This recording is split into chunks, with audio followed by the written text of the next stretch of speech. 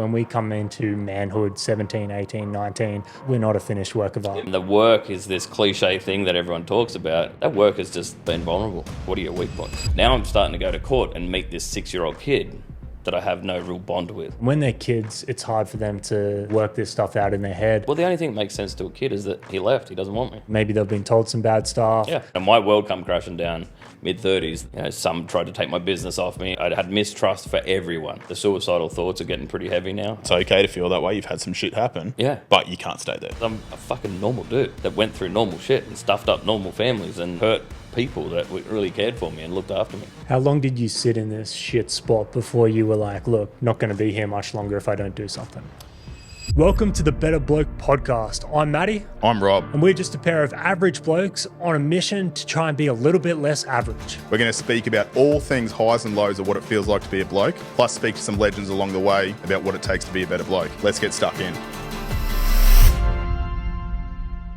Welcome back, guys. Another episode of the Better Bloke podcast. And we're sitting here with longtime BA member and early supporter of the Better Bloke charity. Yeah. It's Graeme. How you doing, mate? Welcome. Thank you. Appreciate you having me, man. And yeah, doing really well. Thanks for coming in and taking the time to just sit down and have a chat to us. No. Bloke to bloke. Yeah, my pleasure, man. It's you guys are doing a great thing. So it's you know, and I know we just sort of briefly spoke behind the scenes about this, but it's an honour, and it genuinely is. Like, I know we're just blokes sitting down talking, but at the same time, it's always been behind the scenes, right? Like you're behind a keyboard, you're behind a thing. So yeah, it's cool to be sitting here living the Better Bloke project. Getting it done. We've had a bunch of feedback over the course of we're 40-something episodes in. Yeah. We've had some world champion boxers, professional athletes, Yeah. motocross riders, all sorts of heavy hitters. Yeah, but none of them wrapped the van. This man did. There is that. None of them are a big deal, right? Like now, this is the pinnacle. You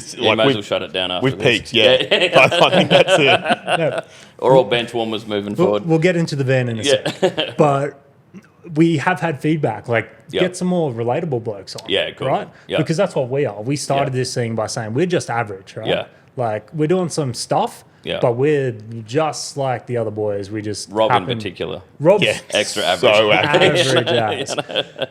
So yeah, it's good. And you messaged me a couple of days ago saying like, oh, you know, like Yeah, appreciate it. And I was sort of like, stoked to be on this couch. It was a bit of a joke. Yeah. But no, we want to jump into sort of the averageness of all of us and the relatability of cool. that. Definitely average, stereotypical Aussie bloke. Married, divorced, you know, like I've been through some shit, right? I'm 47. That was hard to say. I'm 47. You look good for 47. Yeah, though. it's because I act like a child. Obviously. Right? I like, Yeah. There's actually power to that. That's right? the secret. Yeah, I've got siblings and friends at 40, and they were just like packing up. Oh, I'm retired, you know. And I'm like, what are you doing? We're just warming up. Like now I know things. Like let's go do something. So started as a mechanic in Blacktown in Sydney, and even that was like a weird way to start. You know, I didn't do dealership stuff. I was already in a little workshop getting $50 a day, and thought I was getting my mechanic license, but I was just getting cash. You know, it was like completely from sort of household kid, moved into mechanics because I love cars. That business got sold, and I quickly moved into window tinting because I was like, I'm not doing this work anymore. You know, I'm an independent young man, and I just walk around. I'm like, I don't have a job. Cool. Impulsive thoughts, always following forward. You know, it was all about feeling as opposed to, so I sort of navigated my way through different things. Window tinting sort of took over, and then once I got to maybe 25, I started to go like, I'm actually belong here, right? It was like my first, I was listening to pods last night, like first tribe, like I felt a belonging, you know, and I was like, I'm a good window tinner, and that kind of built. Before long, I'd employed the guys that had taught me, and then I was like, I'm a business guy. I was a sole trader, just like with subbies and stuff, you know, so it wasn't. You got an ABN, so you're technically an entrepreneur. Yeah. Early entrepreneur. That's what they're calling it these days. Yeah. And then I remember 2008, we were working in prestige dealerships, and there was like the global financial crisis, right? You know, US collapsed, and I was like, I'm going to lose all my businesses. You know, I've still got the same ABN for the record, but business kept going, right? We just kept working, adapting, and fast forward another 5 or 6 years, and there was always like I got married. I got, trials and tribulations in there as well, and, bought a house and just slowly chipping away at the dream, right? The Aussie dream. Then it really moved into some core fundamental things that I was still a household kid, like still didn't belong, still didn't have a relatable, like imposter syndrome for days, right? I never really believed it in a sense where I wouldn't go and do something because of the imposter feeling, where I'd fake it till I make it. I'll go in there and I go, I can tint 20 cars a day, and my record was like 7, and I'm like, I'll just work it out. I'd go in there and I'm like, I just work 24 hours, I can do 20, and then it got faster and I got better, and I started going, hang on, if I get more people, you know what I mean, just little problem solving. As a bloke, a problem solver, pragmatic thinker, didn't think about the wife not getting any attention, the business took precedent. These dealerships really needed me to actually be part of a solution for them, and that was the only thing I'd put at the front. So balance was never there, right? My health had dropped because I'm focused on work. So then I'd focus on health, my work had dropped. I'd never really focused on a relationship. My ex-wife was like super ambitious herself, so we're sort of both aiming in that direction. Then I had no attention. So then I was like looking for outside validation, right? So I'm like trying to tune chicks on the side as a 20-something-year-old and just doing stupid things, getting stupid results, right? Now I'm creating pressures and self-sabotaging all the things that I never understood why, because I was still chasing that feeling, all right? So I was like, okay, we can tint 20 cars a day, let's go for 21, because I need more money to fill that void, right? None of this was like actively aware of it, I was just literally doing the motions. Get into my 30s, cracks that's solid now, right? I'm not manipulating my situations together. I'm not holding walls up. I'm not holding this facade of like I've got all my shit together and, struggling to pay for a house or struggling to living beyond my means, all those things. And we paint this persona of ourselves to a point where it's our actual being, so in my head, trying to manipulate a picture where you guys would see, oh yeah, he's squared away, he's got all his shit together, he's a nice car, he's got nice clothes, he goes out to dinner, he's living this lifestyle. And I'm like sitting there going, I can't afford to pay for that, I can't afford to do this, I can't, or I'll pay for it with shit I shouldn't be paying for it with, so I was always just trying for that persona. So from an outside perspective looking in, like you had all your shit sorted, but inside you were just like, what the fuck am I doing? And I was kind of flying the flag too for like, man, I come from nothing, but I'm talking it up and projecting it, not actually living it, right? Yeah. Because I hadn't actually dealt with any of the skeletons in the closet. And I move into breaking up. I even self-sabotaged the divorce because, it kind of come down to a point of I didn't want kids. In amongst all of that too, I'd got a girl pregnant, and she said she'd actually terminated the baby. We were young. Like Jaden was born when I was like 18, so and she was 17. So it was this going through like the family court battle, right? I didn't want custody. By the time we were in court, it was like he's 4 or 5 years old. I wasn't allowed to see him, and there was no violence or AVOs or anything, but it was a troubling time. Like, it was just that ongoing trauma of like, I got to go to family court, and she just wouldn't show up, right? And then you're like, oh, you got to give her another chance. So then you're still working and still trying to navigate all these things. Now I'm starting to go to court and meet this 6-year-old kid that I have no real bond with, right? And I've got the compartmentalized yearning of a dad, but I've also gone like, I've got to find a way to navigate life without him in the picture. After using all my resources, my ex-wife helped me through that whole thing, money, her family, everyone was sort of, but I was still receiving presents, his birthday, his Christmas, and I was like, can you guys stop? Like, I think this is I can't. I've got to focus on my life, and one day I hope he finds me, and I'll sort of get into that a bit later. Because we're jumping through your life like quite a lot. It'd be cool to like have a look at one thing at a time, really unpack it. So if we want to go there, so that happened when you were real young, you said, like 18. So say you're about mid-20s by the time, you're in court trying to deal with this situation. Yeah. Which sounds like it was at a similar time you were kicking off the businesses. Yeah. So a lot going on, especially for a guy in the mid-20s. Do you remember, like, was it very reactive rather than didn't really... Impulsivity, if you Google it, there's me with it, right? I was pretty... because... And it was a really good point you bring up. I actually really relied on those positive feelings, right? So being impulsive, being reactive. So if somebody had attacked my integrity for not having my son, I'd never let that happen to me. And I was like, "Fuck you! You're not in my being." You know what I mean? You can swear as much as you like. So fair to say, I remember, right? Because there was a lot of outward pressures of what I should be doing and how I should be handling it, right? Without any of those guys living it, or girls, or whatever influence. So to chase him and battle that. Now, remember, there was he hadn't seen me since he was 6 months old, right? Outside of a courtroom, that I'm the enemy on the other side of the room, right? So, and even then, it was maybe 3 or 4 times, and it never been like, oh, that's your dad over there. You know what I'm saying? So he had a stepdad and he had siblings by this point. So he's sort of like, why do we have to go do this stuff? And I don't think he remembers much of it, but at that same time, I've got all these successes in my life, right? So I bought my first home. Growing up, I never thought I'd be good enough to own a home, right? That was like that lack of self-belief. Just, my ex-wife said it to me one day. She's like, so where do you want to buy your first house? And we'd been together for years, and I was like, I'm a renter. You know what I mean? Like I thought that's that houso kid mentality. Because you're told that, you're growing up, right? You're part of that group. You're part of that tribe. You're never leaving that. And the look on her face, I'd never seen such disappointment in a human when I was speaking facts from my perspective.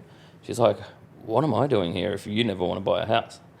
And I was like, well, you know, the thing. We're not allowed to buy houses, right? We're not allowed, we don't deserve any of this stuff. So success versus trauma. Right, you know what I mean? So it's all perceived success, right, or growth. That impulsivity to chase the good feelings, all right, I'll just focus on houses and forget about the noise, which is trying to deal with, not having access to my son. So that comes undone eventually, right? Mm. Not having the skills to even face it, family court was where I fixed it, and I kept losing. So not thinking that I had an option. Just because you don't think there is, and which you guys are like living and breathing this, right? Showing you might not have the skills to deal with the problem right now. However, there's access to people that do have those skills, right? Or do have the information that you're looking for. If we go and Google it, we might get some charities along the way, but it's kind of their ranking in Google AdWords as opposed to the solution I'm looking for. How do I Google? I can't get my son after 5 years of fighting for him, and they're like, oh, well, just work hard. And I was like, this is all cliche shit. That I was like, it's textbook stuff. It's okay. I'll navigate it myself. 10 years later, when it was time for my wife at the time to still now go, I think I really want kids now. And, I went, oh, no, we made this deal. I've tried that. It didn't work, right? And non-negotiable because I hadn't still seen him. So now he's getting on to sort of 13 or 14 years old. I hadn't still seen him, hadn't connected with him, hadn't dealt with any of that trauma. I wasn't going to revisit it, right? And that was a non-negotiable for me at that point. It's just classic bloke shit of how to deal with something coming up. Yeah, I'll work harder. I'll hide at work. Yep. So I'll make more money. Do you think, even if you weren't recognizing it so much as trauma at the time, that kind of served as the motivation for you to work so hard? Because you briefly went over it at the start. By the time you were 25, you quickly moved into employing the guys you were teaching, which, implicitly implies you took all this risk and you probably worked way harder than everyone around you. Yeah. There was obviously a lot of discipline and motivation and, relentless pursuit. Yeah, and that tends to come from somewhere. I think drop the discipline out of that because I was chasing feelings still, right? So there was that relentless pursuit because I couldn't fail. I couldn't fail again. That feeling of failure was the drive as opposed to knowing that it's discipline. I didn't get up and square away and like what we classically think of discipline. I think Jocko Willink or something. And I was like, I wasn't that guy. I was like a roll out of bed and my hands are sore and but. Yeah, grit your teeth and get to work, right? That was always the shut up and get after it. That intensity, though, also carried into my work space. So having a work culture, the guys that worked with me had to fit in that grind mentality because it was the only way we'd get through it. When somebody would come in with feelings, we were like, shut the fuck up. you don't fit. Like, man, if you're gonna be a sook, don't be here. Regulations these days wouldn't allow me to employ those people. I'm like partly thankful for those sort of things, right? Partly responsible for those sort of things that are in place now. That, like workplace bullying. If somebody was like, I'm tired, I'm like, shut up. You're doing hours of overtime, but you're earning it. You're also reaping the rewards. I used to always shout lunches. I used to, that because they were my motivations. That money, and we're getting this, and everyone else is like, man, I want to be home by 4. All right, cool, Dave, you can go home at 4, right? And then, these are all hypothetical names, but, Steve has to stay back because he was lazy last week or whatever it is, right? But there was this, like, nearly a militant style. You had to work harder than anyone else. I had to be the hardest working. I had to start first, finish last. So very much like a lead from the front, like, this is my operation, I'm going to show you guys how to do it type thing, and go from there. With zero business skills, right? You mentioned it before. I'm an entrepreneur. I got an ABN, right? I probably got the ABN 2 months afterwards going like, so what do you do? What's that even for? Right? It was like, because I could tint windows, I just want to tint more windows. Yeah. So doing those sort of things, and it was also the skills of people management. You know what I mean? I'm a people person, I'm a people pleaser, so I wouldn't say no to work. I'd always say yes and then try and deal with it, right? And once again, it was that mentality. And I'm like, I'll outwork anyone, I'm not smarter than anyone. And I even had these employees that I had were mates and things above being an employee. That was the form of payment, right? And I used to make a little bit on top of doing that work. I made way more money when I got rid of them, or when it dissipated. When my world come crashing down mid-30s, then they'd all left and they'd moved on, and some tried to take my business off me and took contracts and all these things, and there was all these these crumbling sort of blocks from I built up. I was like, I'm back to homeless, like back to nothing. So let's talk about that. I think we kind of established that you build up this life, kind of a house of cards on somewhat of a shitty foundation. Yeah. And it was working. Think of spinning saucers. They've all got like sticks and they're all got these spinnings. That was a lot of that. Yeah. How quickly did it sort of come crashing down? And did that cause you to really reflect and sort of learn about why that all happened, or did that come much later? It came a little bit later. I really had to fuck it up on multiple levels first, right? I sabotaged friendships, and I had mistrust for everyone, right? Even my understanding of trust was different than yours, for you to trust Rob, you would just go like, Rob's being and what his driving forces are, and you'd know what things you can trust him with, right? To a core. You're like, good bloke, trustworthy. Trustworthy to me was like, if all the things align, we're good, right? So I had this different understanding of trust just because of all the letdowns and all these things. So my trust to other people and what people could trust me with were different, because now I'm going into survival mode. I lost all the accounts. I didn't want to tint windows anymore because that was it's such a long, another 10, 15 year hike back up. And I didn't want to talk to my friends anymore because now I had to own all my shit. I didn't have all the cars, the toys, the bikes, the boats, the house. We had a 5-bedroom house, no kids, 5-bedroom house, pool, quarter acre, all this. What the hell was I doing with all that? I remember selling the house. I thought it was 4-bedroom. Because none of it actually mattered. It mattered on paper, right? It mattered as a perspective. And even like through the divorce and sold the house, I was like, so where's all the money? She's like, we owed on that. You know what I mean? Like, we're 25 grand down. I was like, so there's no money? Is that what you mean? So all that work, so that sort of come crumbling. Then any indiscrepancies I had, somebody come out of the woodwork and basically dob me in for anything I'd ever stepped sideways doing. In retrospect, it was the best thing that ever happened, right? At the time, I'd lost all my friends. They now thought I was a piece of shit. They now thought, this is all my perspective, all right? I've still got people at my door going, hey, you good? And I'm like, yeah, this is nothing. You know what I mean? Like, I'm now renting that I can't afford. Even the house I was renting was way within my means. I was still at a struggling. So after all this, and I'm losing it all, I'd sold the motorbike because I'm trying to pay back the ex-wife. Her and her family sort of supported and covered everything. Now I've lost that network, that support crew. I started isolating myself. Things are getting worse. I was drinking. Thankfully, I never got into any sort of drugs or anything. I don't know where to go. The only thing I couldn't find a solution for to really disappear off the radar, and potentially like the suicidal thoughts are getting pretty heavy now. I'm starting to go like in a pretty deep depression, trying to get some therapy, and I'm like, I don't know if I'd even last to the next therapy. You know, they're like, do you want to book for 2 weeks? And I was like, anything sooner? I don't know if I'll last 2 more weeks. Like, I can't see that far ahead. And it got pretty dark. It got really dark, I remember. What do you think really spurred that on? Was it that all these things that you'd assigned value to, the house, the business, when they got taken away, you felt like the lack of value, or you I felt like I absolutely had no value on the planet. You know what I mean? And I'm finally found out that I was such a cost to the world, right? I was a burden on everyone, right? I've got 9 siblings. They love me to bits, you know, but I was like, you can genuinely convince yourself that you're actually better off, you know? And so I've got a lot of empathy for those thoughts. There was just times where I was like, still doesn't pragmatically make sense. I was like, because if I lost any one of those, I am in a worse place, right? And there was a point where I gave up, and I physically said to myself, I was sitting in a garage in this house in North Parramatta, and it wasn't even my area, right? I'd isolated myself that much that I'll move closer to work. That was my excuse to myself.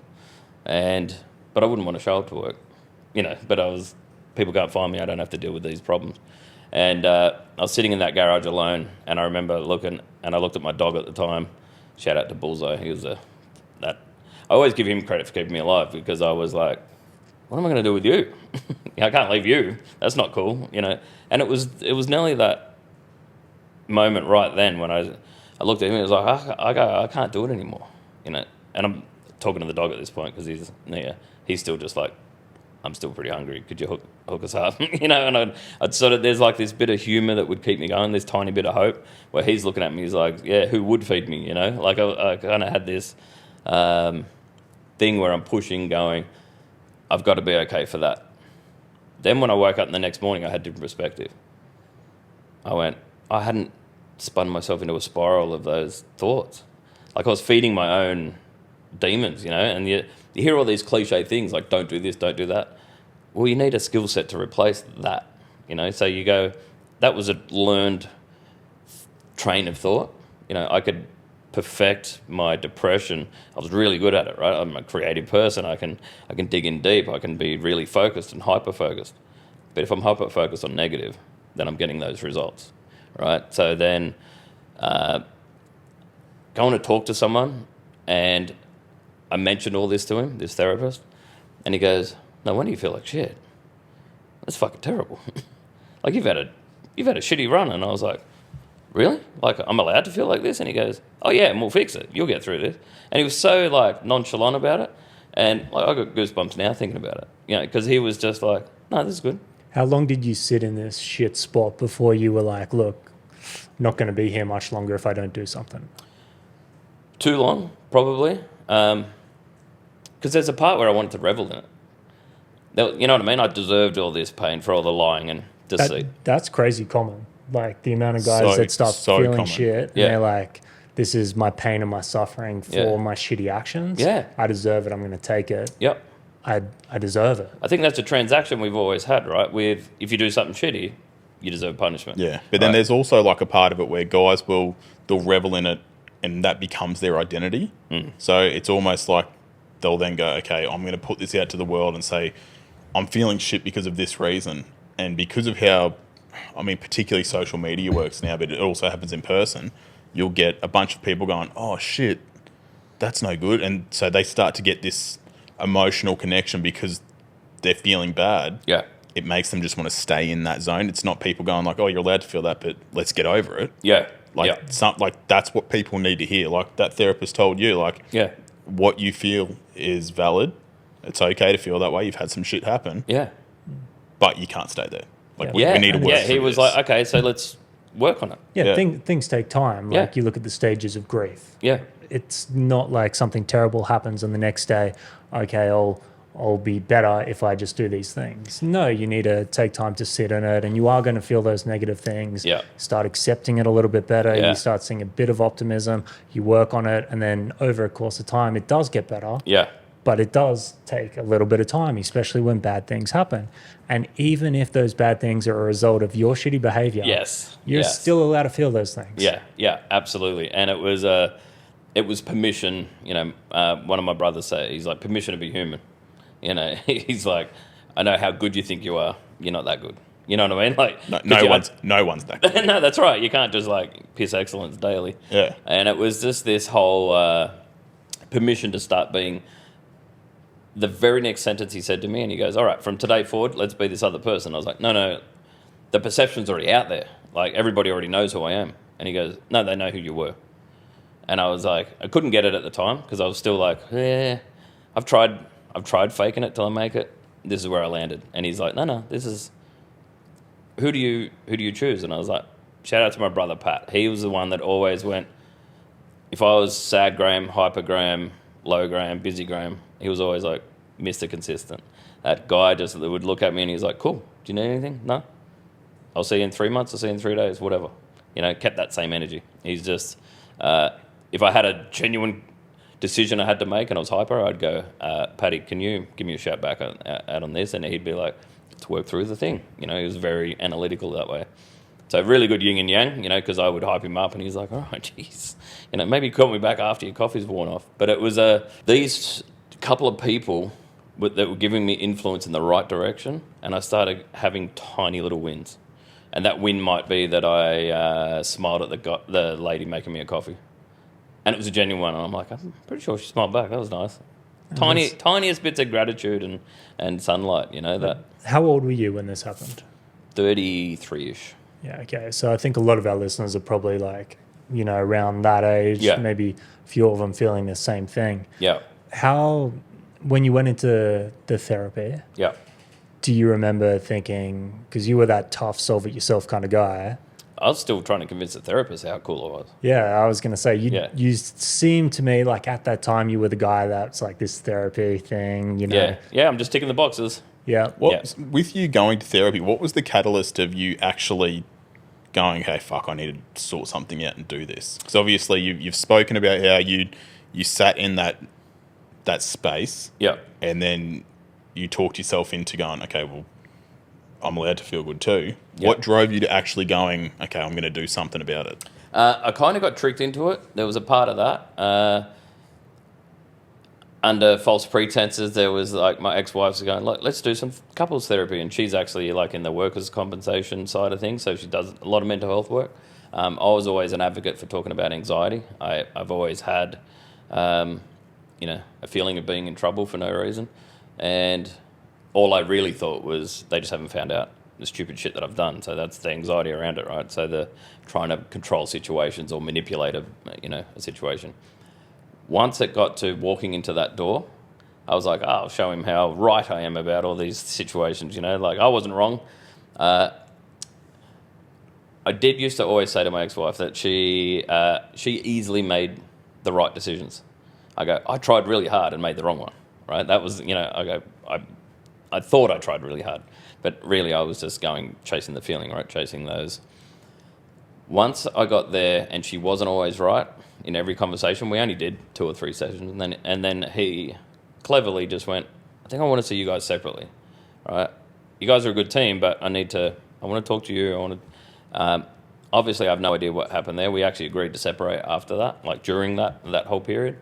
And me talking and working through that, I always had this person that had a zero non-bias, easy conversation. But I genuinely looked up, if he asked me about window tinting or vehicle wrapping or something, that's where I'm an expert. I'm asking about mental health, he's the expert. So trust in that he knows what he's talking about. I'm trying to outsmart him every time, right? I'm still trying to manipulate situations and outcomes, and he's like, yeah, I get why you're doing all this. And he'd walk me down a path and he's like, but you're not going to be fixed tomorrow. And then I'm devastated again. I'm like, I need that instant gratification. I can't last 2 weeks. And he's like, you're going to have to. So there's like this levels of tough love. There's these levels of not pandering to my needs and all this other stuff. But he was teaching me things. And 2 weeks later, he's like, how'd you go? And I was like, man, there was a few rough days in there. This was better. We're playing with medications. And I was like, I don't want to be on medication. And he's like, why? What do you know about medication? I'm like, I know the stigma call. around it. Very cool. Yeah. And I was like, it's addictive. And he's like, is it? What medications you talking about? And I was like, yeah, look, I don't know. I was like, fair enough. That's one of the greatest things a therapist can do is just lead you down the path of you realizing. Of you trying to explain your own thoughts. Yeah. And catching you into the point where you're like, that doesn't make sense, does it? Makes no sense. And they haven't told you what's right. They've just made you explain what's not right. So that's a really, really... I didn't want to go to therapy and find out that I'm wrong again. I've been told for the last year of depression and anxiety that I am wrong, and I keep stuffing up and I keep ruining all these relationships and making the wrong calls. And I was like, I did so many things for so right. The haters were also telling me, you're going to fuck all this up. This won't last. They were right at this point in my life, right? And it was where he's like, no, there's no way you could have got this far without your tenacity and hard work and perseverance. And I was like, yeah, but look where it got me. And he goes, yeah, it got you to this point to level up. So he gave you like just the right amounts of validation for you to be able to look at it yourself and go, okay. Yeah, shit. And he said, start cherry picking. He goes, so you got a bunch of people around you that you really look up to. You brag about them, all right? And there's this bloke, Skip, that forced me into this. I sabotaged our relationship. He was my best mate. He actually got this therapist, and he had him on his own, for his own things. We see each other now, and I'm like fully indebted to him. He's kicking ass, but he cut me off, right? And I fully respect it and appreciate it, right? Because I was now getting in his life and being a negative impact. So he needed boundaries. That's interesting because we often talk about that. A lot of the boys sitting on that couch will say to progress in life, you need to cut out the people dragging you down. Yeah. It's not often that we've spoken to someone that's been on the other side of that. Yeah. So being cut off, but then now growing yourself and recognizing why that happened, I think that's pretty powerful. Yeah. I find myself driving and I want to shoot him, and I've shot him a message or a voice memo going, and I start choking as I'm doing it. I'm like, man, I hope I made you proud. This kid's 6 years younger than me. You know what I mean? Like I was a leader and a mentor to him until I wasn't, and then when it was his turn, he was it, and I led him down the path of stupid decisions. I was like this legend street fighter in my own head. I couldn't fight for shit, but it was always a external validation. I want to be the tough guy of the group. I want to back my mates and do all this crap, right? And they were like, you're the one starting it.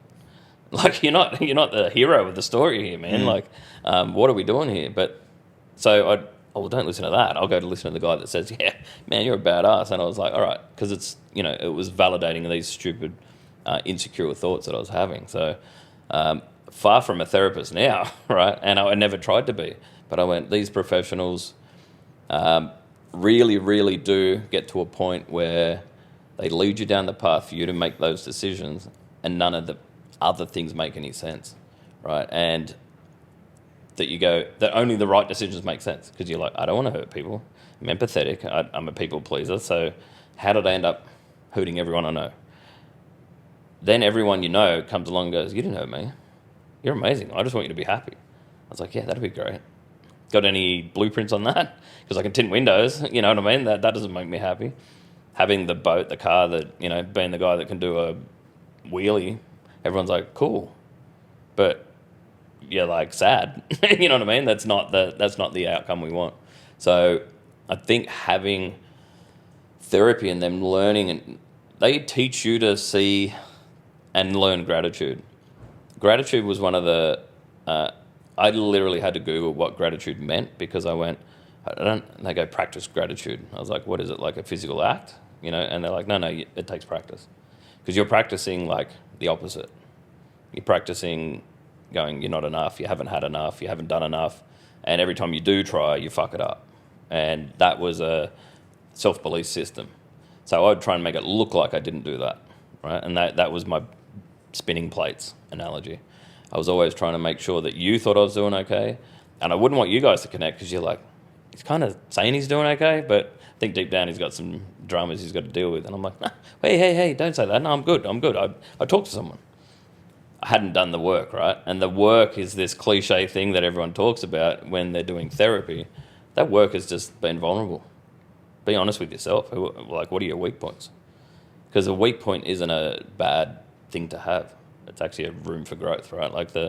And I don't want to be like this cliche motivational guy, because I'm a fucking normal dude that went through normal shit and stuffed up normal families and, hurt people that really cared for me and looked after me.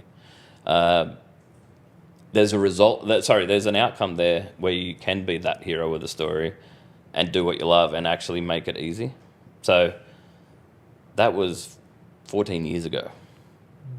With your spinning plates analogy that you use, and you sat there spinning all your plates and getting it all up and down, once that all turned to shit and all your plates fell down, after you've gone to therapy, you've reassessed everything that's happened, you're feeling grateful, and you've got your gratitude in check. Yeah.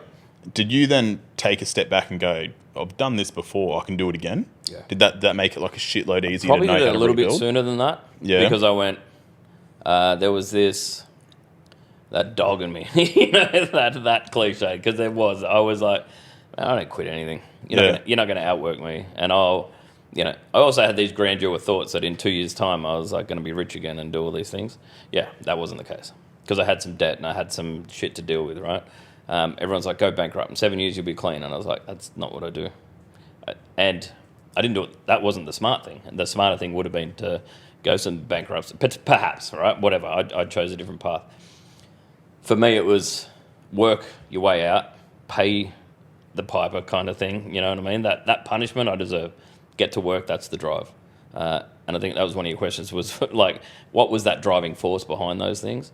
Was to prove all the people that I thought I'd proved right at that point of my lowest, prove them wrong again, right? Be a better version, be that. That's why I openly admit to my indiscrepancies, because I did them, I'm not them.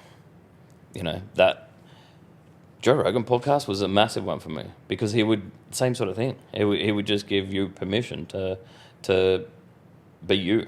You know what I mean? And he's like, you're not your actions. You're not your past actions. You are who you choose to be at this point. That's how small the steps were. So my next action was, do I go and mow the lawn like I should have? Do I go and pay my rent like I should have? They were the smallest actions that took so much power to go and actually do. I didn't have the guts to just go up and go, I've now got to face this person that I owe $2,000, and I'll go like, here's $300. That's all I got. I'm going to do my best to get you the rest. Okay, when do we expect the rest? And I'm like, I don't know. I'll do my best. That's all I had. Still facing a lot of disappointment when all I wanted was now this return gratitude. I'm like, no, I'm not that person anymore. I'm still that person dealing with all that shit. So none of it was easy, right? However, choose your hurt sort of things, like all these little memes and things that I used to use, I'd look into them and go, where's the gratitude side on that? So putting a perspective, if somebody said, what is therapy to you in one word, it's perspective. Because I'm the same person with a different perspective. I can be a person making shitty decisions and getting shitty results. I can be that same person and thinking good thoughts, trying, had plenty of failures since and stuff up since, but continually trying to grow, right? And to where it's got me today is, I don't understand. Like, you know what I mean? I couldn't have ever mapped out where I'm at now for levels of gratitude more than anything. Would be, do I have any more? No, still not even back in the property market.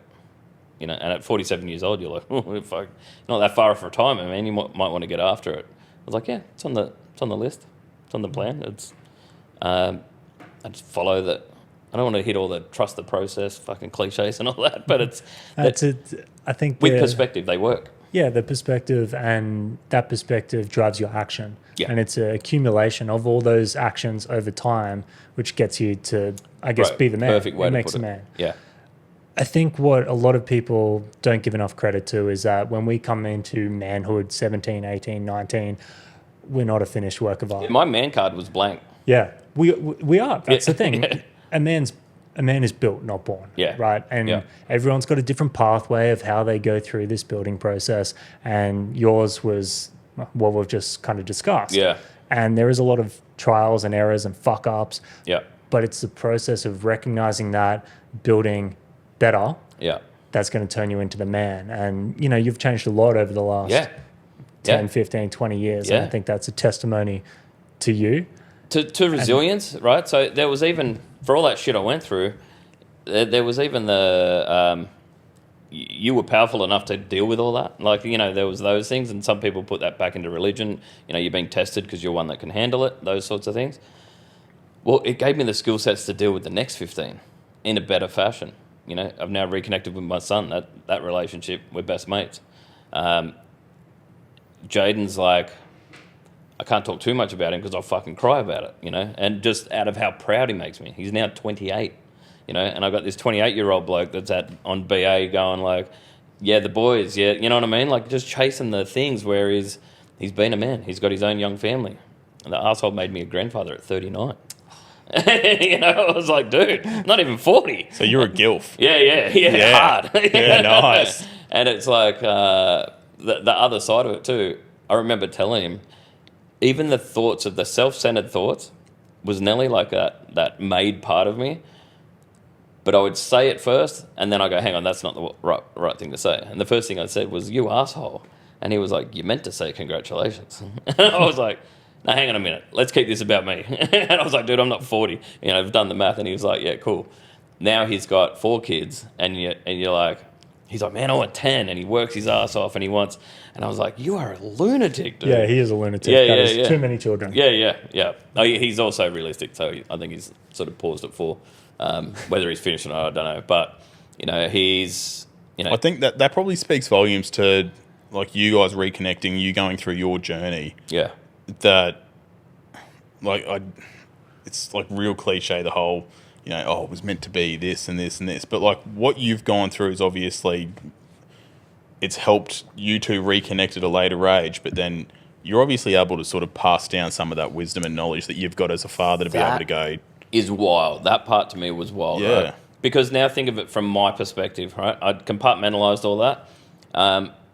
I got a message on Facebook going, fuck you, I don't know you, don't want to. And I was like, sweet, that's my boy. You know, and that was literally how it started. How old was he then? 14, 15? Yeah. So, teen angst. Yeah, well, this is the thing. A lot of guys, especially in Blokes Advice, we've seen, they've gone through a similar thing and they're disconnected from their kids. Yep. And when they're kids, it's hard for them to sort of work this stuff out in their head. Well, the only thing that makes sense to a kid is that he left. He doesn't want me. Yeah, and maybe they've been told some bad stuff. Yeah. Maybe they just can't comprehend the whole situation. Of course. But especially when they transition into adulthood, they become a man. Yeah. They start dealing with some of this same shit. Yeah. It's like, oh, maybe dad was dealing with some of this shit. Yeah. They start seeing it, and I think as space to... And even the genetics are so strong because then I met him and he's got my mannerisms.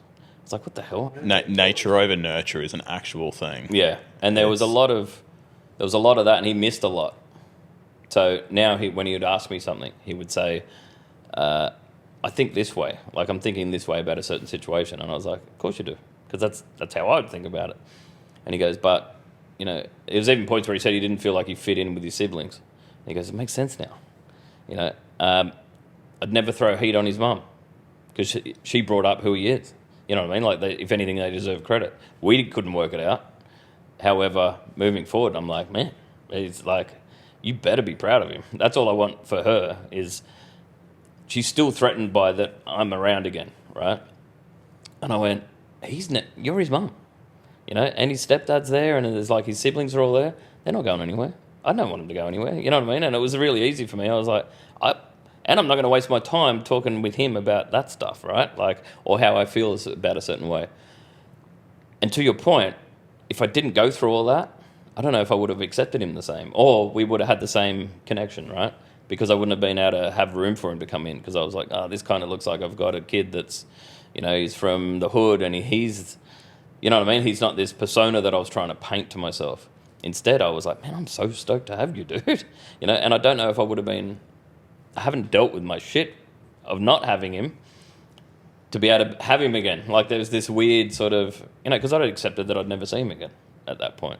I think that comes back to that whole, like we were discussing about the man card, and everyone's man card as soon as you turn 18, it's not all filled out. Where, like, you had your man card filled out by the time you were...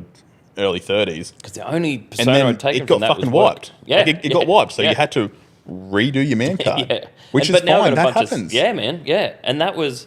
I didn't see it as an opportunity, right? I thought I'd lost everything. Fast forward, I was like, that was the best thing that ever happened to me. Like, how insane is that? I lost everything is the best thing that ever happened to me. Because I also lost all the bad. You know, not all of it. I'm still a dickhead. It's a forced reset. Yeah. And some dudes need it. Yeah. Yeah. I think the thing about you, which is really cool, is, you know, you have this like real masculine, hyper masculine sense, the work hard, alpha masculinity, the grind hard. Like you said, the boys have to fucking work. We don't. All those things. People look at masculinity and sometimes go, "Oh, I think it's toxic. It's not too much. It's a bit too much." Yeah. But then you've been able to incorporate. You know, you did the therapy, you worked on yourself, you practiced gratitude. Yeah. Those two things can coexist. Yeah. That's important to note, and a lot of people think they can't. Yeah. And I think that's a takeaway that blokes maybe fixating on all this early stuff need to realize they can do this as well. Yeah. It's not, they don't cancel each other out. They can actually work together. Yeah. I think that's such a, like, I'm at the moment getting punched in the face 6 days a week. I practice gratitude every single day. Like, I'm glad I ducked. I'm getting punched and I'm punching. So some would say that's probably in that toxic masculinity phase. But, like, I still It's only practice. because they don't understand it. They don't. Yeah. He's so toxic. Super toxic. Yeah. Look, I'm conscious of time, so I want to jump onto a segment that we do. Okay. It's called Bloke of the Week, where we look at blokes' advice, look at the group, and find some guys that have done something pretty awesome and try and I don't know, look at what they do. Now, this week's Bloke of the Week is this guy. He actually wrapped the Better Bloke van. He sounds like a top bloke. He's a top bloke. Real good bloke. Now, we got hold of this van a while ago now, and I wanted to get it wrapped up. And I asked around, and one of the boys suggested I get in contact with you. Shout out to Rob. He's a good dude. Good bloke. Yeah. He said, this guy's BA. He understands everything about you. Yeah. He's gone through some stuff himself. Yeah. And he's real experienced, real tied up in the scene, knows his shit with the rap. Yeah. I called you up. Yeah. I reckon you said yes to doing it in 3 minutes. Yeah. And you let me do. See, I'm still toxic. I still don't think shit's through. I was like, Yeah, let's do it. I was like, can I put my sticker on it? And then it was like, yeah. But that was an honourable part for me. That was the yes. That had nothing to do with the work or any of the rest of it, right? It was an actual point of going, what an honour it would be to be able to do that on a project, you know, because I wasn't doing it for you, so just so you know. That's okay. Yeah. I was doing it as the whole. For the boys. Yeah, literally, man. And it was, because that's an opportunity, not a burden, right? It's not a problem. It's it was already a new business. We're already under the pump. We've got all these things. I mean, I've been in the industry 27 years now, but it's like, yeah, cool. We'll find that solution. That film we had to import from the States because the colour you wanted, of course, because he's like, look, it's no problem. It just needs to be this colour. I was like, yeah, no worries. Classic Matty. Yeah. And then classic Graeme going, yeah, no worries, I'll make it happen. Then I'm like ringing my mates in New Zealand to get the code for that film because we can't get it direct in Australia, right? They don't. And even our suppliers here are like, they don't make that. I was like, they do. And I've already said yes to it, so we need to find a solution. But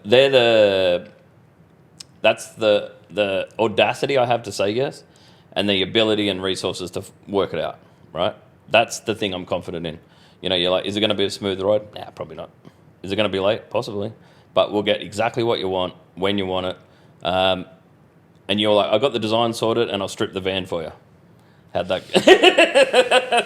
There was a bit of dramas with that, wasn't there? I started stripping the van. Fuck, it was difficult. Yeah. And I was like, we got a crew of people down there, don't worry. This is what we do for a Which living. that really surprised me because you're such a manly man with doing physical activity. I gave him an out. You said leave it in the sun and it'll come off easy. I left it in the sun. I'm like, it's not that easy. And then I gave it to you and you're like, it wasn't that easy. No. So the boys down there were, they were like, I go, how stripped was I? wasn't there when the van turned up. And he goes, yeah, no, we got the guys on it. Yeah. But we got high pressure washers and we do it for a living. I apologise for that, but it's all good. massive gratitude. It's been so good to have it all branded up and all that stuff. Bloke of the Week, actually, this week is sponsored. Yep. We got a company down south called Cowboy Grooming Co. Yeah, sick. Which is very handy because you have a luscious beard too. She's a cracker. It helps because it covers half my face. This is going to be very handy for you. I'm super stoked on this. So this is awesome. Given a little a pack Thank you. You're going to be able to give good use to. It's got a whole bunch of beard oils in there, so you're going to be looking fresh. It's got a comb. What else? A couple soaps in there and stuff. So, and that's Finally all. Can shower. It's all local too. So Yeah, it's that's a mum and dad company. Shout out. They're supporting the Better Bloke project, much like yourself. So, Shout out to the Cowboy Grooming Co. Man, and to Bloke's Advice and to Better Bloke Project. It's not to just tick all those boxes, but there's also communication is key, right? You have a support system around you. Those people that think you've fucked everything up, you probably haven't. To different levels of having, like, lean back into the group. You guys told some heavy stories about, the DMs you guys get. You weren't built for that. You know what I mean? It's not what you signed up for. But being resourceful, building what you've built, traveling the country, putting on these things, you guys still have to work every day. You still got families every day. You still got all of those things. And not to switch it back onto interviewing you guys, but the fulfillment you get from this, is that something you could never estimate prior to doing any of it? Because you don't do it right to go, I want someone to say I'm cool for helping that guy out. No. Right? But the gratitude you get from seeing that guy next time and he's got a genuine smile, or he went, hey man, I got a job, or thank you for reaching out because now I've got 10 people reaching out. That because it's thankless, the job, but I go, now that I'm training people in the industry, watching them gain skill sets and provide for their family and do all these things, and I'm sort of make it grandeur. I'm like, I taught him to tint windows, but then watching him, and I go, add me on social media, because that's my selfish part. I got paid for the job already, and it was a transactional thing. For me, it was that fulfillment of watching these boys build on, they might have met you at their worst day, right? Then you see them at a little bit better day, and they're making good decisions. Then you see them have a hiccup, and I was like, told you not to do that. Then they learn from it, or they'll lean back into you and go, hey, what do you think about this stuff? So there's so many, I think it's really fulfilling. And what do you guys get out of doing this? As a general rule, do you get the fulfillment that I get the fulfillment out of it, but even that with like guys saying thank you and that, it's sort of like I don't expect it, so I don't really. I'm just like, I would have done it anyway. Yeah. But I think the biggest thing that sort of it hits me in the feels is when the guys like partners come up and they'll come and say thanks because it's a different transaction. Right? Yeah. Like it's when someone that they love can see that those guys are doing better. That's when they just go like, thank you for doing this, because like I don't expect a guy to say thanks because I'm that kind of guy too where I'll just be like, you give each other a nod and that's that. But it's when a loved one of someone comes up to you and goes like, thank you so much, like, he's doing this, he's doing this, he's doing this, that's when you go, okay, fuck, what we're doing is something special. It's epic. Yeah. And it doesn't, we're not here to celebrate it. But at the same time, like I think along the way, some of those, celebrate your little wins. You know what I mean? And it was something that I got taught in, therapy did help with that. It was just, you're not this burden on society. You're not this burden in your family. They actually want you to be happy. And I went from being that introverted because I didn't want to I was never really introverted. That's a big call. But now to this, like, I can be centre of attention. Hell yeah. Because I've got good things to share. You know what I mean? From learning those. It's a thankless thing you guys are doing, but we genuinely thank you from, and I'll speak on behalf of all the boys down in BA, just watching, because it's now sort of this it's far from self-monitoring. I'm sure you guys are moderating plenty of it keeps us busy. Yes. But it just runs itself. Yeah. I'm like, we've got it from here, boys. Sweat, I'll put my feet up. Cheers, guys. Yeah. No, but you'll see in a chat thread, if you're out of line, you'll get corrected. Yeah. And if you're still out of line, you'll probably get DM'd to say, hey man, what's up? Yeah, pull your fucking head in. Yeah. Like the guys will, to an extent, it's self-moderating. Yeah. On that note, we got to wrap this thing up. Yeah. It's been good chats. Thank you. First of all, tell me about the business, what you do, and where you can get jobs done. So if any boys want to support the boys that are supporting us, it's this man here. Yeah, I appreciate that. So A big thing, come down to see us. Follow us on socials, Pavise, which is Pavise. We look after window tinting, paint protection films, vehicle wraps, and we generally do a lot of sort of hypercars and supercars and all the cool shit, you know. So if you can usually see a Lambo or something down there, and LDV vans, so they do it all. That's I was gonna leave that to the top. That's kind of right, yeah, supercars. Yeah, and we've been practicing for 27 years, and now we got to the Better Blokes project. So yeah, and where's the workshop? We are down on Johnson Street in the Gold Coast, so in Southport. So if you got a Lamborghini and you live on the Gold Coast, take it to him. Yep, come and see Pavase, and we will hook you up. Myself, Joe, or Bryce, and look, I can't thank you enough. Those boys said Graeme won't shut up, so he's the one to go definitely do the pod. I'm also stupid appreciative of just being here. Like, seeing guys like Jimmy Judge in here before, and I was like, fuck.